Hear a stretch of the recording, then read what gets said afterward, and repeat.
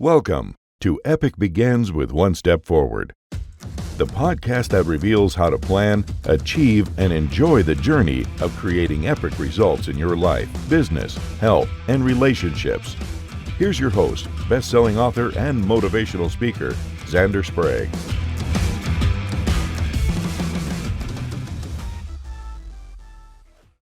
Hello, Epic people, and welcome back to another exciting episode of Epic Begins with One Step Forward.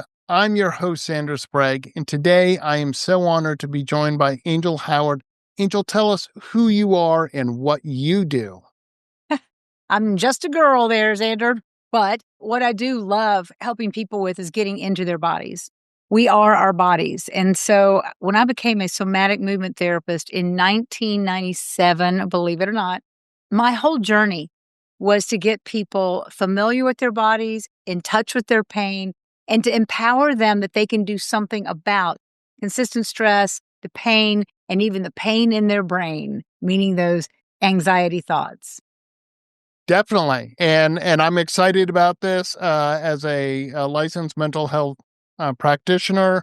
I talk to my clients all the time about their somatic system and how if they tap into it, it can really help sometimes eliminate or at least minimize when they're feeling anxious or depressed or whatever. And so I'm looking forward to this conversation.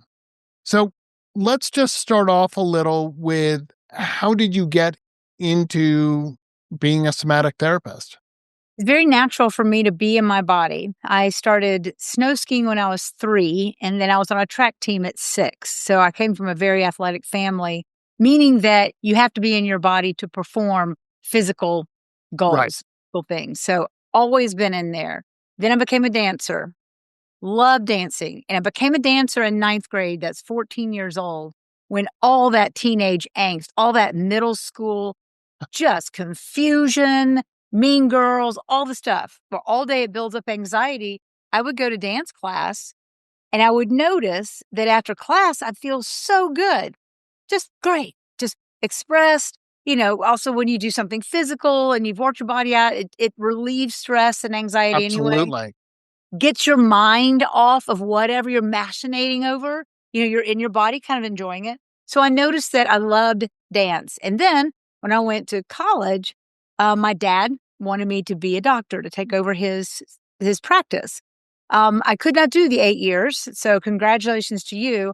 But I did get a psychology degree. Love psychology. I love the brain. I think the brain is one of the coolest things that we have as humans.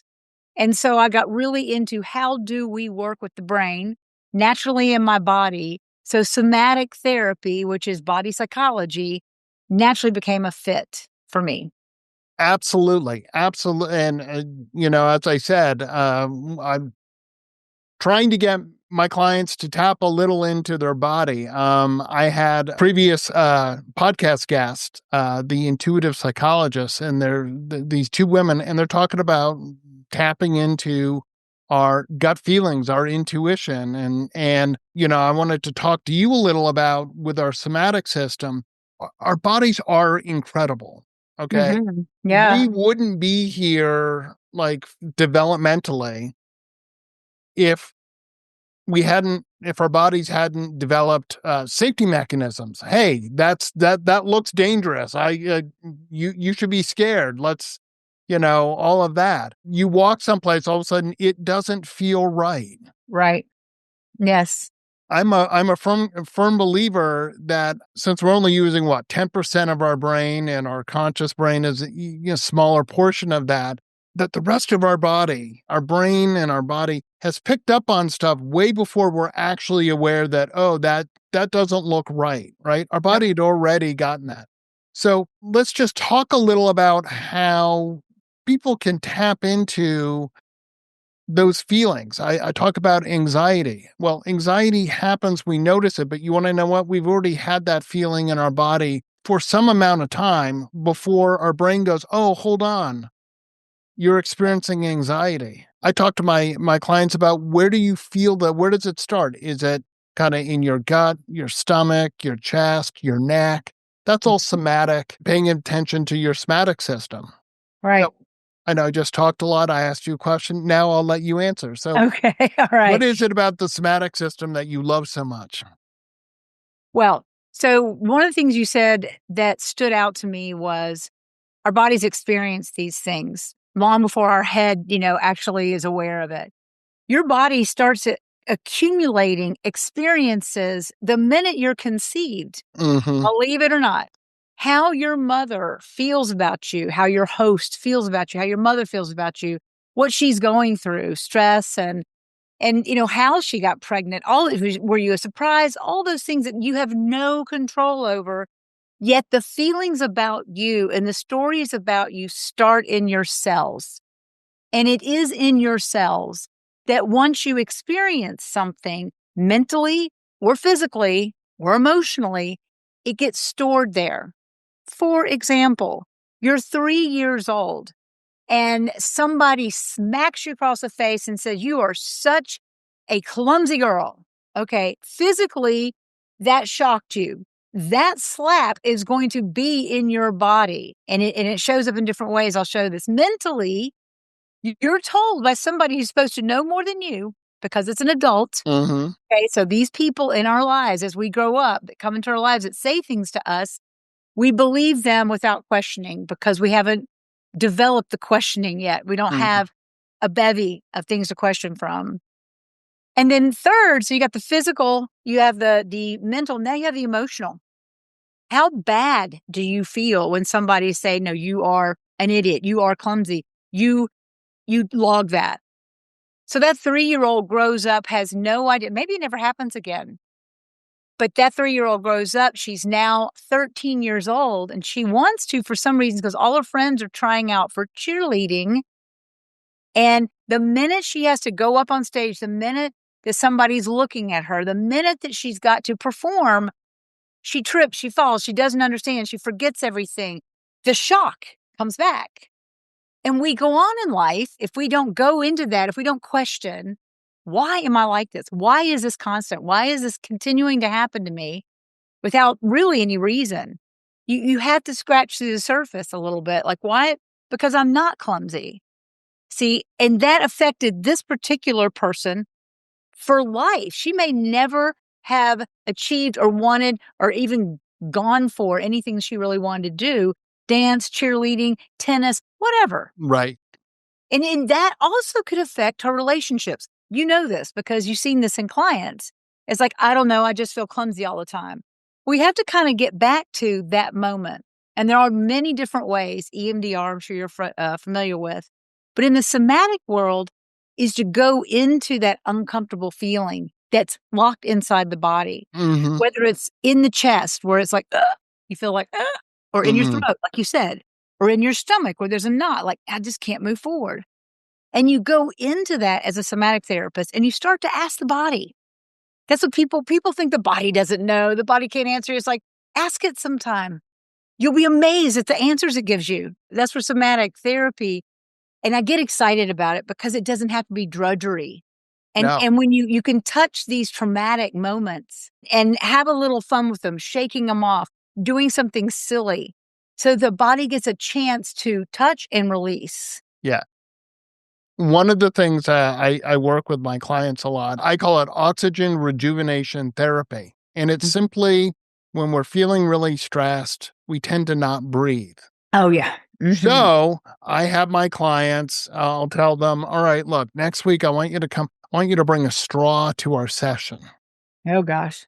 And and I go, all right, what I want you to do is breathe in through your nose, hold it for a count of 3, and then blow it out through the straw. The whole idea of the straw is that will encourage the diaphragmatic breathing so we get further down in.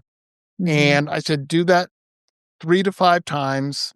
You may find that you get a little lightheaded because you just put a whole lot of oxygen into your brain and your body. However, what that does tend to do is, I find, help release a lot of the tension that they may be feeling because of anxiety or depression or being scared or whatever's brought them in. Mhm. Because the funny thing is, rule number 1 for all of us, yes to breathing. Our body wants oxygen. If we give it, the muscles all of a sudden, which are all tight and, we're talking about tight up in the neck and stuff, all of a sudden they go, ooh, oxygen, yes. Yeah. And it kind of Hey, opens up. And my clients have said, it's stupid, but that seems to help calm down, recenter, and help that somatic system actually do its job. right. And breathing is a vagal nerve regulator. That's Mhm. the buzzword now, to in for 4 counts, exhale for 4 counts. Yeah, Just do that. Do that for 15 times. But I want to add something because it's kind of fun. People think absolutely. about this. So why is breathing so hard? And why is breathing, people shallow breathe because they're in a state of kind of anxiety. Here's something to think about. When you're born and you take your first breath, they have to get all this fluid out. You've been pretty much a fish for 9 months, right? And Yeah, all of a sudden it's like slap. And you're like, "Ugh." yeah, You have this natural reaction to open up and pull this air into your lungs, and it hurts. It actually hurts. If you think about somebody who's drowning or has, partially drowned, they get and they expel the water, breathing back in actually hurts. So the first memory of breath as a baby in your primal state is painful. It's like, oh no, hell no, I'm not doing that again. So you start breathing kind of shallow. So these wonderful things like breath work, yoga, and then yoga brings in the whole concept. I love the mental and the body coming together. The concept of breath is prana. yeah, Prana means life. So it's about how comfortable are you breathing in, taking in, like, I want all of life. And you can find the blocks mentally. It's like, I'm not sure about that.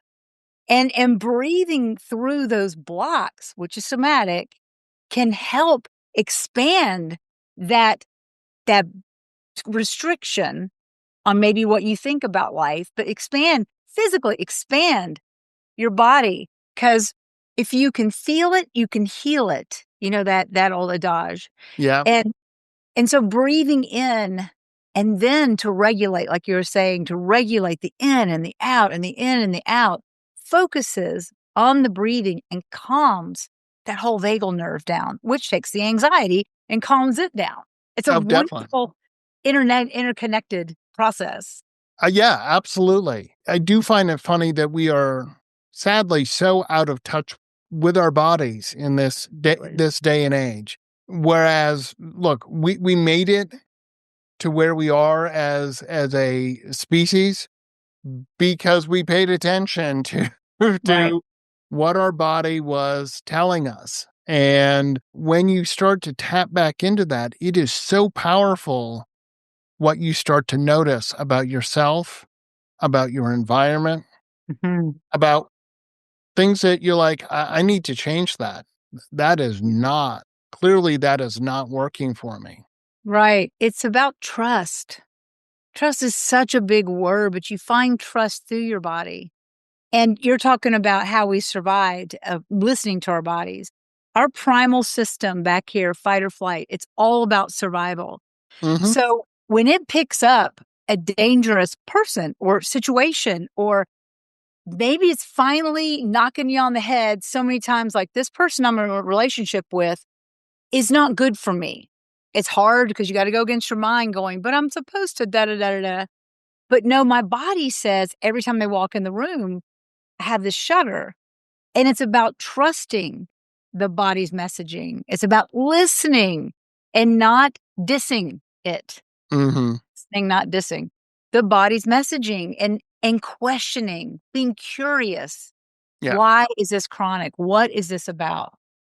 Oh, absolutely. And I don't know, seems so basic and obvious to me, when I talk to my clients or I'm talking to people and we get talking about psychology and stuff like that. I'm like, you do realize that in the first, honestly, even less than a second, when you see someone walking down the street or whatever, you're making a decision, right or wrong, safe or dangerous, Mhm. fight or flight. It's just, I go, and that's how we have survived, right? If Right. we didn't, we would have been, way back in the caveman days, we would have been killed by a saber-tooth tiger or something, right? Like there's like, And you're right, there's all those life experiences. And I do believe that stuff piles on and we may hold on to something, as you said, from a 3-year-old, you Mhm. know, Yeah. and you're not even cognitively aware of that thought because your brain just isn't developed enough to link it all together right now. So, To um, even know. Yeah. so we're having this really high, wonderful conversation because both you and I understand somatics and stuff. But for my audience who may be going, hey, that's great, Xander and Angel, but you've been talking now for quite a few minutes. Just explain what the somatic system is, how it works, and how you work with people to work with their own somatic system. Okay, so I've been a somatic teacher since 1997, groups and individuals. And what I learned originally was called dance kinetics. So it's movement with the kinetics, and it had to do with body fluids. The body Okay. fluids were the movement qualities. So there's smooth, there's staccato, there's pounding, all those things that can connect with your heart, your lymphatic system. Those are the original teachings. I've taught it for so long that the body fluids is kind of like, like your audience is like, I don't even know. I can't name you 6 body fluids. I'm like, Yeah. let's do it easier. So the chakras, which is a Hindu way of parceling out the body in 7 different chunks of the body. And within each chunk of the body, each area of the body, you have a list of emotions and mental thoughts that Hmm. go along with that particular part of the body. For example, the heart area. That's kind of obvious. It's like the love, the passion, the anger, fire. So I put elements with each one of the chakras so that you feel tightness in your chest, which could be the air, which could be the fire, which could be the lack of fire. It could be holding back your passion, your drive. So Hmm. it's the fire. So the movement there is really pounding movement. It's like the African drums. It's Hmm. the way of determination.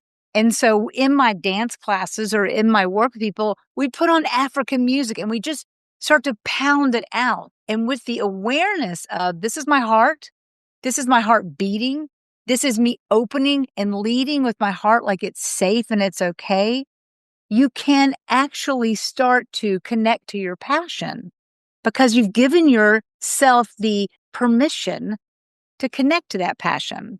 Right. Now, breaking it down even simpler than that for anybody, 4 things. The first thing is to stop, whatever it is. Something's happening. Anything's happening. Either it's shocking or it's little and it's nagging, but just stop 3 seconds. Take a breath and acknowledge it. Say, okay, I get it. That's that same pain in my neck. It's coming back right now. Acknowledge it. Then let it speak, release it. If it's a neck thing, move your neck. Think about what's in your neck area. What am I not expressing? Like clear your throat. When I talk about throats, people all go, they naturally want to clear it and speak your truth. What are you not speaking between your heart and your head? You know a lot. You feel a lot. What are you not saying? What has you feel like somebody's strangling you? So these are the questions to ask in these areas. And Yeah. then how do you move it out? How do you move through it?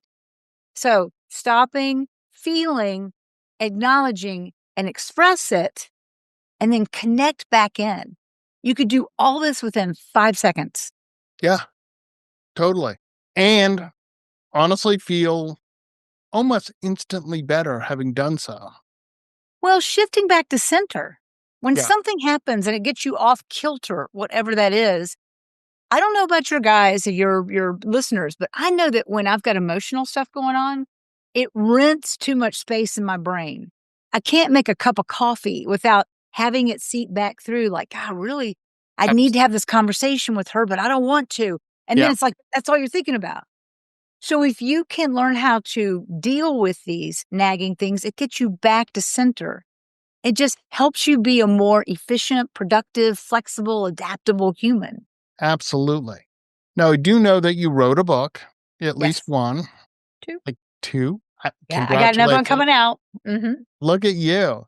And I see it over your shoulder. So let's talk about your book for a moment. Called Issues in Your Tissues. That was something I coined 14 years ago, talking to some massage therapists about what they were getting into when they started touching another human's body, the stories they're going to be releasing. But Issues in Your Tissues is a fun and easy book to relate to, but it goes through each chakra with the elements, gives a story of this is what happened to me so that you can relate, just a human story. And then at the end of each chapter, I have a video. It's a QR code with a video so you can move with me. I've got a Spotify list. So all the music, let's say, that's very watery and sensual and about flexibility and adaptability, you can put it on headphones, in the car, Yep. in your office. What I try to make in Issues in Your Tissues is I try to make somatic therapy easy and attainable for anyone. Definitely. And to make it fun. That's all. So it kind of changes the vocabulary a little bit to make it fun and understandable. That's really important because somatic therapy, although I'm clear about it, but it's because I've studied, I studied it in graduate school and do believe in how powerful it can be for people. And paying attention to our somatic system is, once you start to do it, it opens up so much for you, right? You become so much more powerful. It's And a conversation. Yeah. right. And who doesn't want to feel empowered in their own life and their own body? You know what I mean? Well, and that has this. So this book has to do with the communication between you and your body that's constant and consistent. And you can actually help yourself, guide yourself like into your next life, into your next steps and what you're doing, because your body will lead you there. The second book, which is coming out this fall, is What's Messing with Your Messages, is about how your body talks to us, whether you know it or not. It's like you say, when you walk into a room, you can assess somebody so quickly. Well, their body's talking to you. Right. Your body's talking to them. So it's about the 93% of all communication that's nonverbal. Absolutely. That's what the second book is about. Well, that's so exciting, and how you're tying all of that in. You've clearly been on this wonderfully epic journey. And one of the things I love to ask my guests is, in my book, I talk about this concept of not yet. And I think it's so powerful for the things that we want to do, be it write a book, run a marathon, start a podcast, whatever, right? There's the stuff that is just in and of itself, not yet. So writing a book. Oh, Angel, has your book come out? Not yet. Not if you say no, then it makes it sound like it's never coming out. Not yet says it's not available today, but it is soon, right? It's happening. It's happening. There are those things in our life that we say, I really want to go to, I don't know, Japan or Australia. Have I gone? Not yet. I hold open that it is possible. I just am not actively doing it, right? So I love to ask my guests, what's one or two of your not yets? Love this. I do. I was thinking, oh my God, I got a lot of not yets because I have. Oh, that's fine. You can give me, I'd like to say one or two, but if you have more, that's fine. No. I'll keep it simple, but it's just because I'm an explorer. I am basically at heart an adventurer. So I love it. But I tell you what, I really want to do, what my life to be in the next 2-3 years is to travel on a speaking tour. So like to be in Bali, to speak in Bali, to be in Spain, to be in London, wherever, Dubai, but to be on stages, international stages. Has it happened? Not yet, but it is in the works. And that's awesome. And I'm right there with you. Like, absolutely. Let me be traveling around, and what I get to do is speak. How awesome would that be?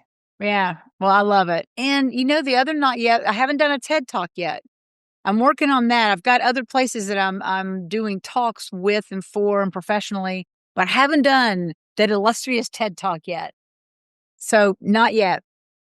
And then my TV show. Now that's something that's already coming out. We are working on the sizzle reel. This is on PBS, and it's a show called Women Our Age. And what I really love is I mix the somatic awareness and therapy. We dance a little bit before the show, and then I have an expert on afterwards when we do an interview. And I got to tell you that has been the easiest thing I've ever done. And I do want to tell people that when you're fully aligned, like I always said this, but man, when you're really aligned with who you are and your purpose, things that would seem hard are effortless. So totally effortless. So has that show been picked up by the major networks? Not yet. Well, and the funny thing is, I too have a broadcast TV show, and I too, one of my not yet, has it been picked up by a network? Not yet. And I could not agree more. Always dreamed of doing a TV show, said now I'm going to make it happen. I'm making it happen. And it is a lot of work, but it doesn't feel as hard as other things I do, in running my company. In part because when I get to be on set and the camera's on, I'm in my happy place. Yeah. And I think that's reflected. Like when you're really doing something that is you and it's your passion, it just, as you said, your body is broadcasting that out. So I think that's so much that we're doing similar. That's awesome. That is so awesome, Angel. All right. So how can people find you, get a hold of you? I am so easy to find. It's angelhoward.co. All righty. Everything's there. Cool. On my social media, you can book a 15-minute discovery call with me. Talk to me about whatever, honestly. Questions for my guests on my show, angelhoward.co. Awesome. Well, Angel, I want to thank you so much for joining me. What an epic conversation that we've had, getting to talk about somatic therapy and our somatic system and stuff. I just want to thank you so much for joining me and sharing all of your great knowledge today. Well, thank you, Xander. This has been fun. I know. I'm so lucky I get to do this, I have to say. Yeah, I understand. I want to remind everyone that if you're ready to begin your epic journey, go to epicbegins.com. And as always, remember, epic choices lead to the epic life that you want. Get your gift copy of the award-winning book, Epic Begins with One Step Forward, at epicbegins.com. That's a wrap on this episode of Epic Begins with One Step Forward with your host, Xander Sprague, best-selling author, internationally acclaimed public speaker, and licensed professional clinical counselor. To make your next conference or event epic, send an email to Xander at zander@epicbegins.com. Be sure to subscribe so you don't miss the next episode. Remember, epic choices, epic life.